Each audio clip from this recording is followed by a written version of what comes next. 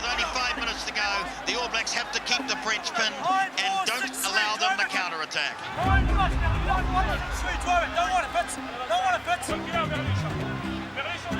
An anxious look at the scoreboard clock from Laurie Mains. Jeff Wilson watching from the sideline.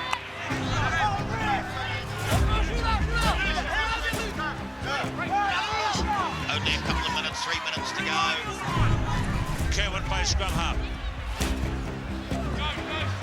Now they have to chance their arm here. The tour record hanging in the balance. Philippe Saint-Andre. Can he make a pass? Cooksley all over him. There it is again. Gonzalez. Delo. Benazzi. Interback. Laurent Cavard. Delo. What a superb movement. What a try. One of the all-time great tries.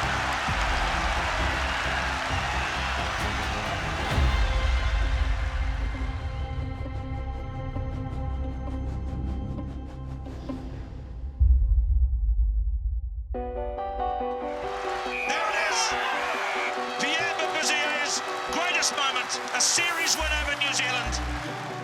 I was sidelined for the 1994 try from the end of the world, as I watched on, desperately unable to help. In shock as the French made history. That try's unquestionable beauty paled in comparison to the devastation of a 2-0 home series defeat a year out from the 95 World Cup. Laurie. How the 150s? Good to see you. I've waited a long time for this. However, the All Blacks' glory isn't in never failing. It's in rising every time we fall. As a junior player, I didn't understand it at the time, but the pain of that defeat helped change the game forever. This is how we came back from the end of the world. Gonzalez, Delo, Benazzi, Interback. What are your memories of it, of that day and that try, and at the moment when it happened, how you felt about it? In one way, it was devastating because our players had put everything into that game and we were leading. And we didn't look like we were going to lose. Basher. I know it all stemmed from a kick. Saint-Andre. It was a shit kick. I've never spoken to him about it. There it is again, Gonzalez. I was running around in circles and we're all just chasing the ball. Interback. We're all just going to where the ball should be. We should have tilled the ruck, made a tackle, end of game, but that never happened, which just haunt you to this very day. What a superb movement.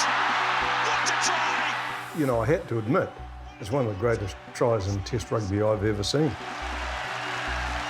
Do you know what it did in a way, Jeff? It just reinforced what we were formulating, Earl and I were formulating in our mind, how our World Cup team was going to play the following year. We were disappointed we didn't win, but not worried about our World Cup build-up because we had kept a few things under our wraps that we hadn't used in that game. You'd been with the All Blacks for a couple of years, right? Can you remember a bit how we played and the game had been, I suppose, at an All Black level? When Laurie came into 92, he took over a side that was, I guess, at the end of our lifespan, right?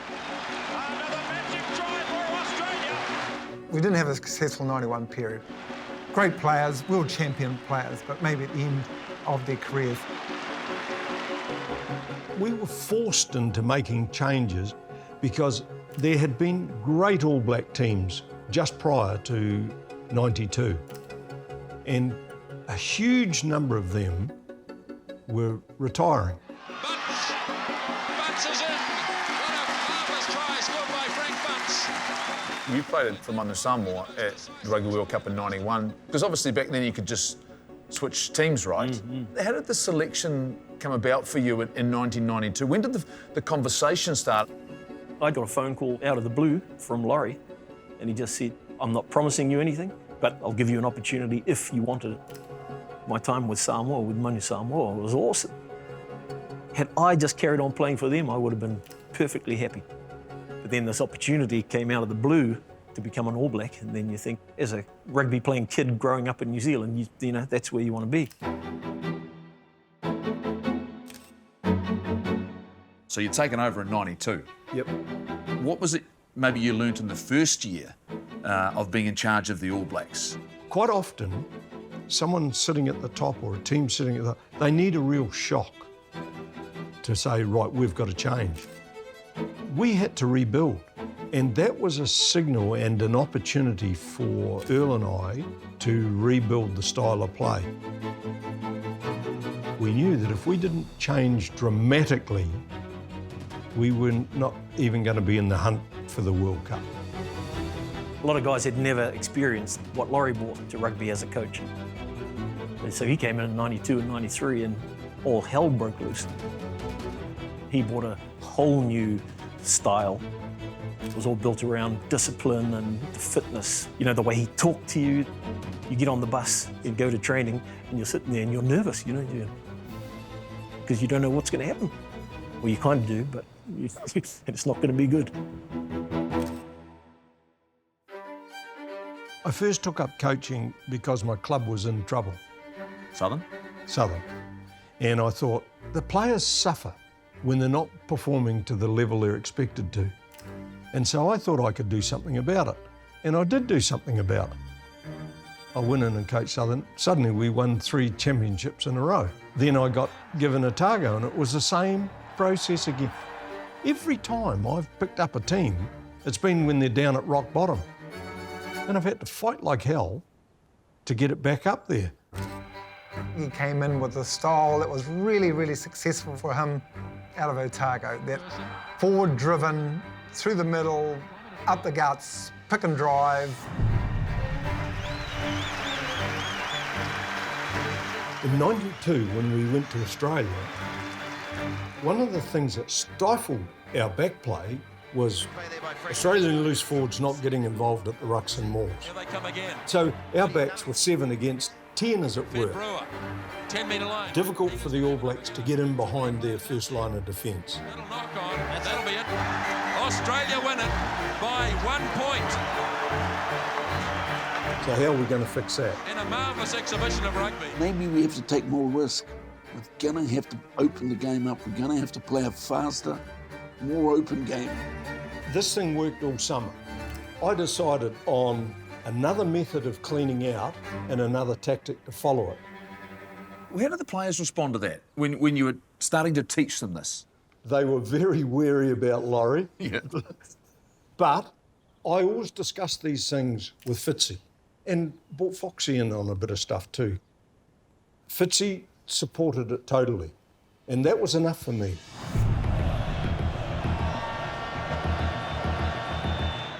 It had to start right up front. And we're about to get the So we'd have a player go into attack, strong game. and he'd make sure he got the ball well back. All Blacks crunch it on. First 2 support players would come in and then take them to the side. And it was about the 5th player come in, pick the ball, and straight through the middle. And Olo Brown goes again. You're trying to create space. This is Yep. space and time. Yep. Tuigamala wants another shot at them. Fox. Away it goes for Kerwin. Fitzpatrick.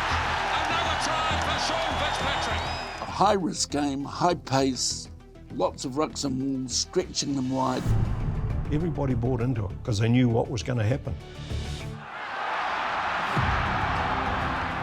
Really soft tackles there from the Lions. Joseph meets a big one though. Now quick ball, flat there. Stensness, that's what he's there for. The kick for bounce. What sort of bounce? It's a great bounce. We see an All Black team looking more elated than I've seen for quite some time.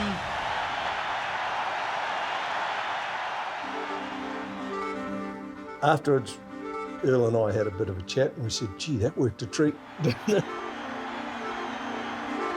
And I said, well, we're not going to use it again, guys. We don't want the rest of the world knowing what we're going to do come 95. How did they respond to that? I think they were lukewarm on that, on putting that aside, because they enjoyed it so much. Yeah.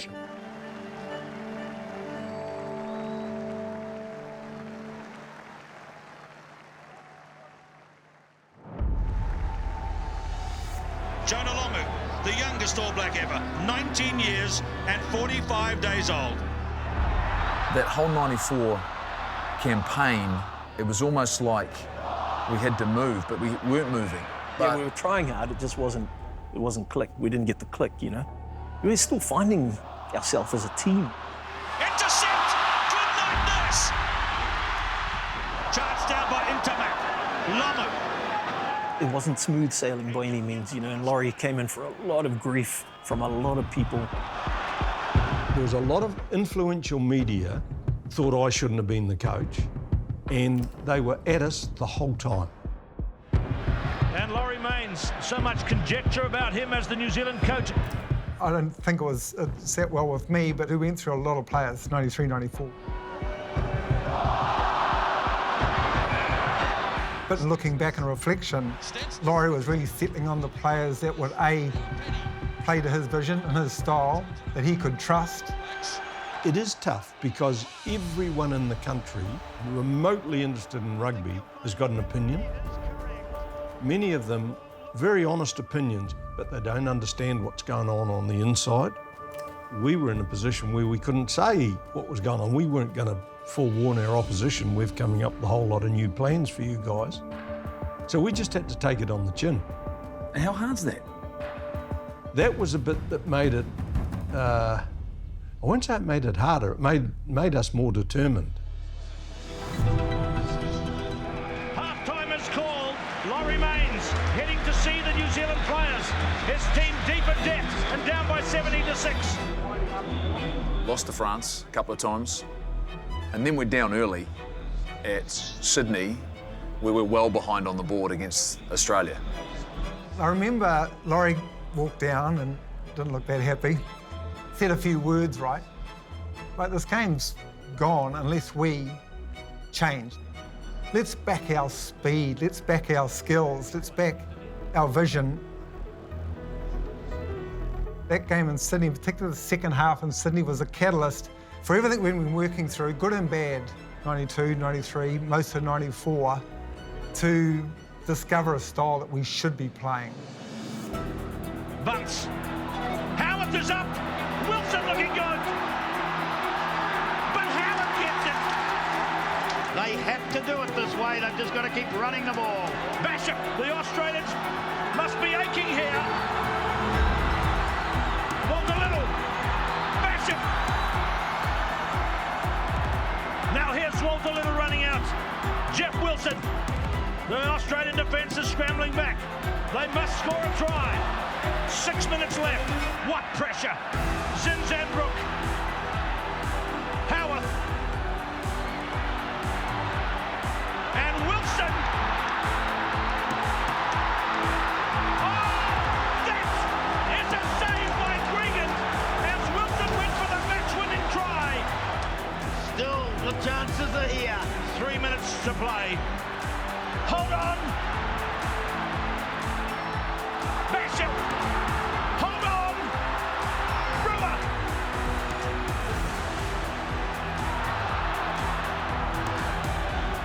What a thrilling game. Let's look at the referee. It's over. To Australia, the victory. But the New Zealanders should hold their heads up. Your eyes have seen the glory. What a game of rugby. This is a crucial time to mention that at the end of 94, we didn't feel we had found the first 5/8 we needed to do the role. And it was getting pretty desperate times. We had tried 2 players and it hadn't quite come off. So we were definitely looking for another player. And we were so lucky one just fell into our lap. 21-year-old Andrew Mertens. They're certainly having a dream game. Andrew Mertens turns up playing for Canterbury and playing the exact style of rugby we'd been looking for 2 years. Andrew Mertens, still a force and a factor in this game. And the thing about Andrew Mertens coming into 10, with no disrespect to any other 10 we've ever had, he had the speed we've never seen before. Chance for Mertens, open country ahead. Sensational. We decided to bring Graham Basham back into the All Blacks we needed that pass to play the sort of rugby we had in our mind. And Josh Kronfeld was really starting to play some inspiring rugby for Otago. Beautifully constructed try, finished off by the impressive number 7, Josh Kronfeld. And then, lo and behold, we get a fullback, falls into our lap with Glenn Osborne, who was a brilliant attacking player. And at the end of that 94 NPC season, Earl and I were starting to smile. We thought we had the guys in mind that we needed. You imagine how happy the rest of us were. The fact you were starting to smile, Laurie. Because there's moments where, oh, come on. Earl and I were formulating in our mind how our World Cup team was going to play the following year. We decided the only way to achieve both the pattern that we wanted to play, get it ingrained in the players' heads, and the fitness to play it, was if we had 3 camps.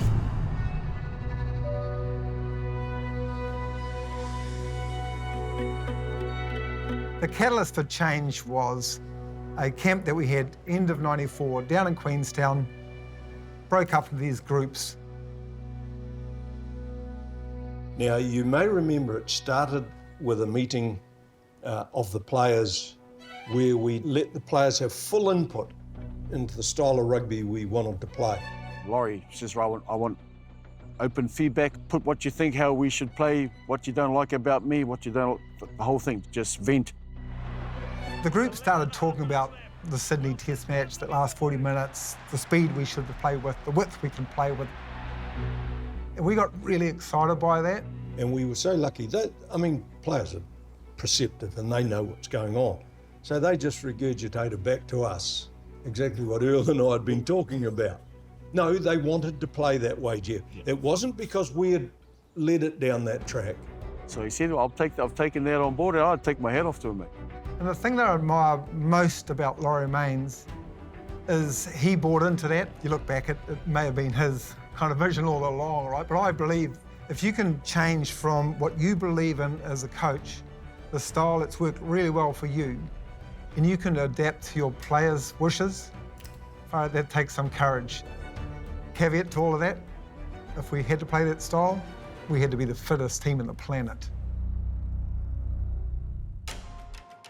I can remember going to Colin Meads and saying, listen, Truth, we need to get these guys fit. And the only way I can get them fit to the level we want is if I'm controlling it and not their provincial coaches, who most of them can deal with. But they won't be able to deal with me if I want to get them fit. Earl and I had discussed all of the wider group, and we've said at the end of these camps, some players would fall by the wayside. Our selections would be made easier, not by what they were doing on the field, but by how big a motor they had. Earl took the backs away and gave them pretty tough, repetitive exercises. 3 or 4 hours in the morning, break for lunch, weren't even allowed to go back to the hotel. In the changing rooms, guys were just grabbing to sleep, and then another 3 or 4 hours in the afternoon, and then fitness after that. I remember the 8-400s we used to do, because that's something we'd never done before. And it was on short turnarounds, and it was brutal. We did 100 ruck and runs, then 100 down and ups, and then finished with 24 150s. That was after 6 to 8 hours of training. The great thing once more about a coach like Laurie Mains, he gave belief in players like me. I didn't have to weigh 120 kgs and I didn't have to spend all my summers in the gym, right? I mean, probably should have, but I didn't have to because he didn't want me doing that. He wanted me to be aerobically really fit.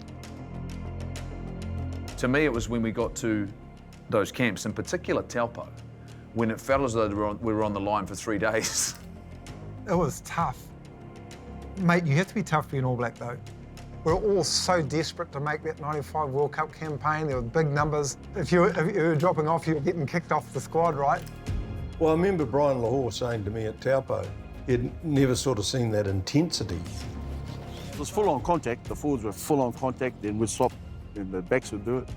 The first day, Mark Crooksey got hurt, Shane Health got hurt. Laurie says, bring those two over here. He says, Doc, what's wrong with him? He says, oh, he's got here. And this is, all right, take him back to the hotel, send him home. And they're both like, no, we're all right. Take them, send them home. Right, anybody else hurt? No one said a word, mate. And that was it, 3-4 days in a row we did that. It showed who could handle it, right? That's what the purpose of those camps was to do. Develop things, but also get the toughness you really needed. I wanted really tough mental attitude. When the difficult times in a game come, guys could actually speak to themselves and say, we've got more here. Were you sure Jonah was going to make it? No. We desperately wanted Jonah, and we were going to do everything in our powers to get him up to the fitness levels required. We were going from dead ball line to dead ball line. They had to sprint, then run, then sprint and go. And we were doing 20 laps. He gets to about 16 and he's about 2.5 laps behind them. So Eric Rush, he ran back with him to get him going. And he was saying, Rushy, can't do no more. I can't do it. I can't do it. Listen, Jonah, he said, they'll drop you. You've got to go. So he got back and he was on 18th. The rest of the All Black squad had finished 20. And they were all lying down, absolutely exhausted. But then they got up and they saw him trying like hell on the 19th lap. And Fitzy went with him. Even though Fitzy had done his 20, then the Fitzy went, then Zinny went. So then the old boys went, and they suddenly realised, well, if they go, well, the whole team went, so the whole team went. I included Fitzy in the discussions I had with Brian and Earl and Colin Meads. They both said, right now he's not ready to play in a World Cup for the All Blacks. Within a quarter of an hour of that meeting being over, Eric Rush and Olo Brown both came to me and said, we'll split it 2 days a week between us and we'll take Jonah running and make him work. And then I knew the answer was there. We trained right through somewhere out at Papatoetoe cricket grounds, all around Otara, in Manurewa. And you know, the thing I loved about him was he was always up for it and he always showed up. He wasn't afraid of training. It's just that his metabolism, and we kind of know why now, you know, he couldn't just do that long stuff, he wasn't built for it. Man, I took so much seeing you and Jonah and just seeing your teammates working as hard as me, as desperate as I was to become the fittest team in the world, to give ourselves the best chance of success at 95. If you want to play this style, you have to be the fittest team in the world, and in my mind we were. Well, welcome to a rather spectacular Rugby World Cup 95. Certainly everything is hype here, inside and outside the stadium today. It's been quite spectacular. When we actually got to South Africa, I knew everything you'd been through. I've been every step of the way with you and all my teammates. We were tight. Out to Bunce, out to Cromwell, Lomu. What can you say? He touches the ball, things happen. Little out to Lomu, get the big legs going. He's only got one to beat. They've gathered again. I don't believe this. He's got it up to Cromwell. That is stunning. It was helpful that we had a superstar on the left wing, right? Yeah. But it was also the fact we were doing everything else to give him the opportunity to shine. One of the key messages from Laurie, just to do your job. Kronfeld. I didn't have to kind of worry what you or Jonah or Frank or anyone else was doing out there, just do my job. A loose one. Mertens, and pressure pays off. Walter Little scores. Mertens picked it up on the half volley. Little again. Ellis and Evans. Ellis wins. You knew who your team was, but the selection of the wider group, and to me, that's one of my biggest memories, was the ones that knew that they'd probably play one game. How critical was when you talk about that big group, about them understanding their role? I was absolutely delighted in South Africa at the support that came from the reserves. And because of all the pain you guys had suffered together, it was like it was 26, not 15. Simon Culhane. That's why we were determined they were all going to get that game against Japan, because they earned it. Rush it is. Eric Rush scores a try. Good fend by Mark Ellis. One man to beat. Super running. Alami Yeremia under the sticks. Culhane is going to get the try under the posts. Wilson sewing him up. And there's Jeff Wilson getting his first try.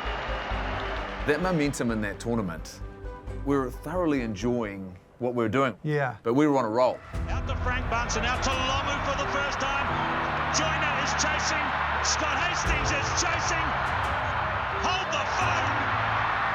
Oh, and the awesome power of Lomu strikes early. We got there. Jonah's this young phenom, because he was doing things no one else could do. Heading Lomu's way. 2 touches of the ball by Lomu. 2 tries to New Zealand. That's his 3rd try. Jonah Lomu. It got to a stage where if you didn't want to sign autographs, you just let him get off the bus first, because everyone just ran for him. You know, he just became a superstar. Frank Bunce. Frank Bunce. Hey, the hits keep on coming. We got through Ireland, Wales and Scotland. But England was something else. Now Bracken, Andrew with the drop. And England have won. England beat the best in the world, 15 points to 9. No greater day here at Twickenham. Yeah, we lost the game, Twickenham 93. I always felt the emotion, I always felt personally the emotion of that 93 loss drove us. Can you remember how the senior players wound Jonah up a little bit? Yeah, that was leading into it? That was more about Tony Underwood making a few comments about him in the press, that he'd never been really under pressure. So we'd cut stuff out of the newspapers and put them on our notice board in the team room. You'd catch him sometimes, reading the articles and... And he knew, Jonah, that that game was important to us. For the guys who played in 93. Yeah. The last time these 2 teams met in late 1993, England were the winners by 15 points to 9.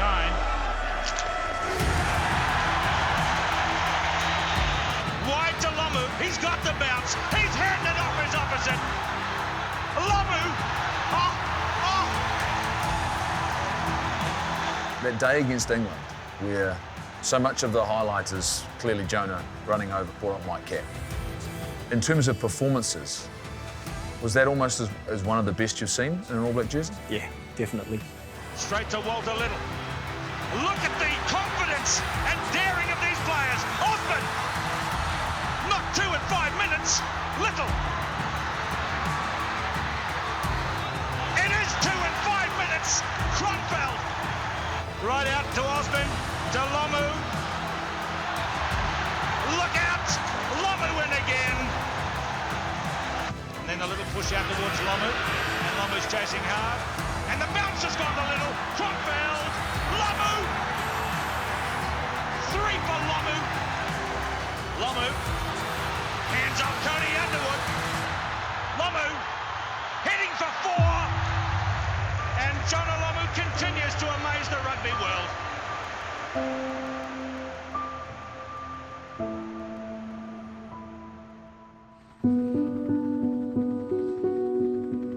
There's been so much talked about the 95 Rugby World Cup final, right? We'd done all of this work. Yeah. We knew how he wanted to play. Yeah, right. My recollection of it, and clearly I wasn't in very good shape, was I couldn't go out and do the things that we'd spent months and months of preparing for. There's only like 4 or 5 of us that never got sick. So we'd been eating in the hotel restaurant with all the general public. But that day we had our own room. And I was like, yeah, World Cup final, you know, that's how it is. And we'd already, Frank, Walter, Oz, I think, and Jonah, we thought, we've had enough of this. What do you reckon, man? Pizza and ice cream at the Spacey's parlour. So we snuck out, we sat down for lunch and didn't eat anything, and one at a time, we met out before in the taxi and we were off to Pizza Hut. We had a good feed, mate, you know, and played Spacey's all afternoon, come back to the hotel, went down to dinner and no one was there. And Doc was there and we were like, where's everyone, Doc, you know? And he said, oh man, some of the boys are a bit crook. He says, you guys are going to have to move room. Oh, okay, we got up to the floor and the lift we had the whole first floor to ourselves. The lift opened and you could just smell it. It's like, holy heck. And, you know, if that World Cup final was a day earlier, we wouldn't have had a team. It's over. Triumph for the Rainbow Nation. For the All Blacks, heartache and heartbreak. But all of us in New Zealand should feel awfully proud of what this great side have done for us here, the All Blacks.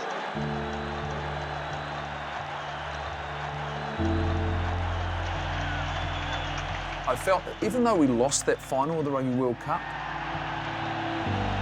people had fallen in love with the way that we were playing. I felt that they're going, yeah, we're bitterly disappointed. Clearly things on and off the field didn't go the way you would have liked to. But everyone was still, I think, looking forward to the way that we were playing the game.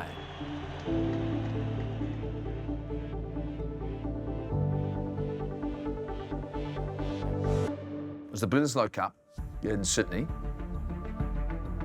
I was incredibly motivated for that test, clearly of what happened the year before.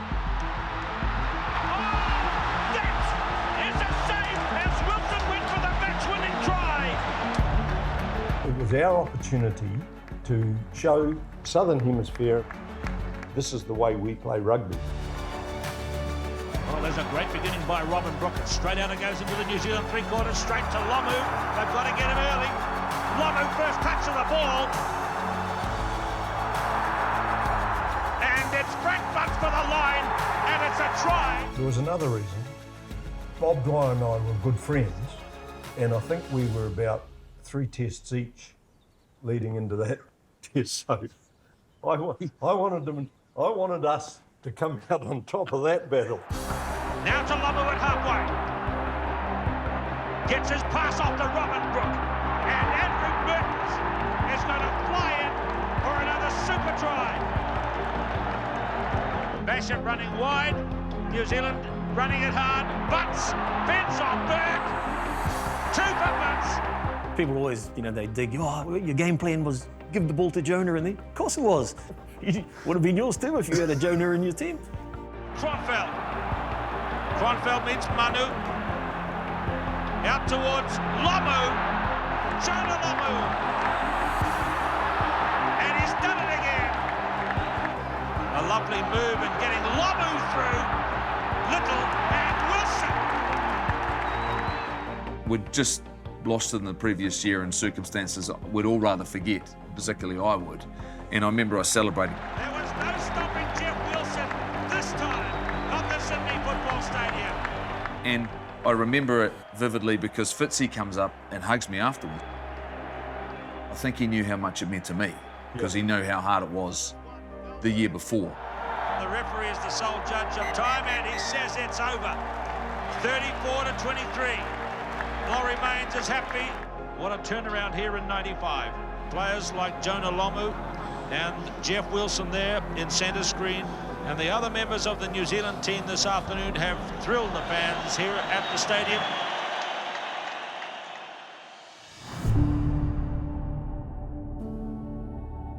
One last tour at the end of 95 to France.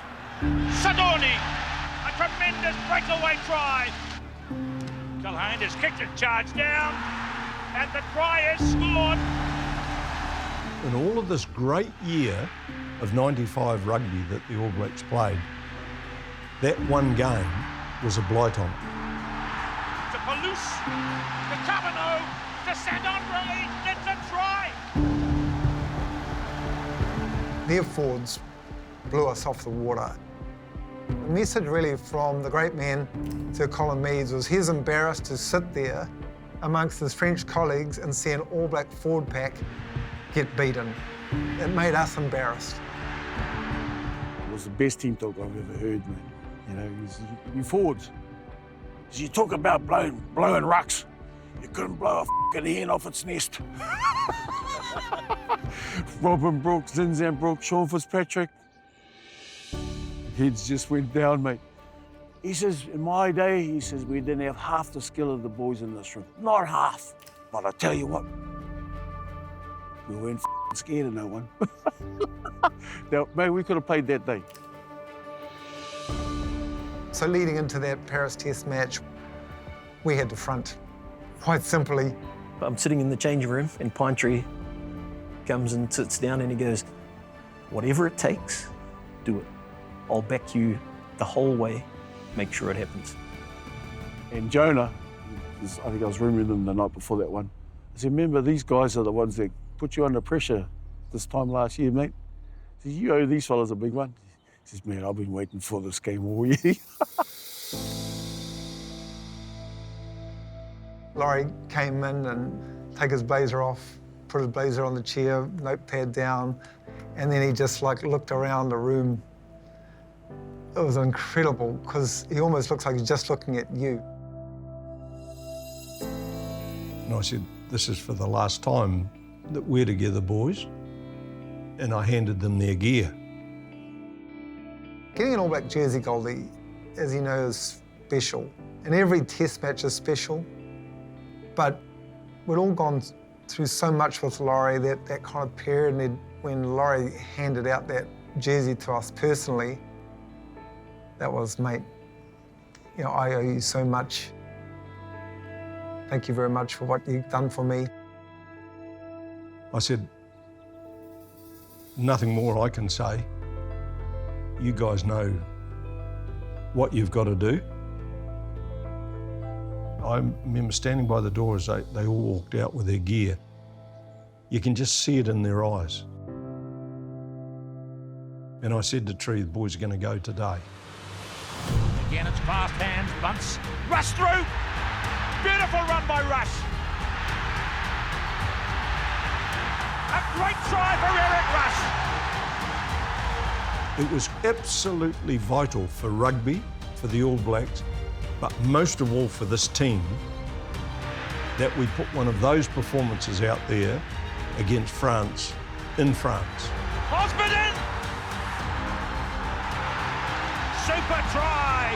And look at the reaction of the New Zealanders. Liam Barry, Ian Jones the try scorer.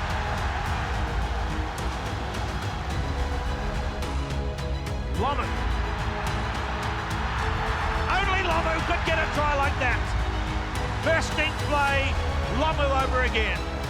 We righted a whole lot of wrongs that had started basically in 1994. It's over. You can see the elation from the old hands and the new one. The winning margin is 37-12. I remember the joy after that game. Incredible.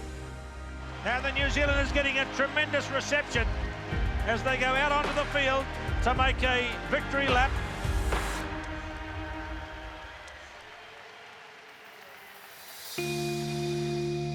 I'll tell you, one of the biggest thrills of my life was after that game. The two Brook brothers hoisted me up on their shoulders, and I was overcome by that. You can see now Laurie Mains being lifted in the air by the Brook brothers. End of an era. I've never seen that before, a coach being carried off the field. Tremendous. Some media guy took a photograph of it. So I've got that sitting on my wall at home. I look at it from time to time, and it's incredibly special to me.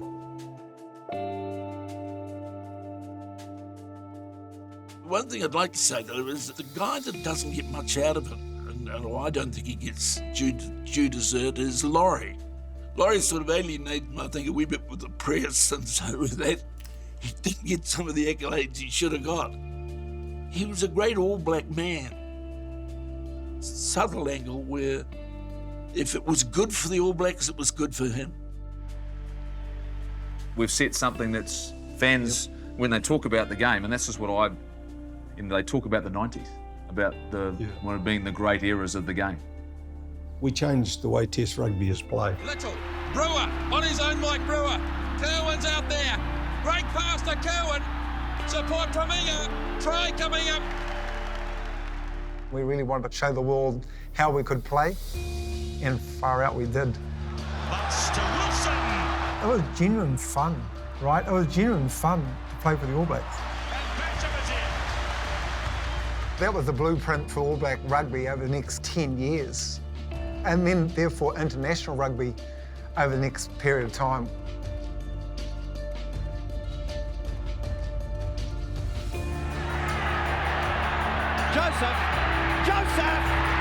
Joseph scores! Wilson clear, gets past Jordan, and a brilliant try for Jeff Wilson. Del Gamala pops it up, Butts gets the try. Basham handles yet again.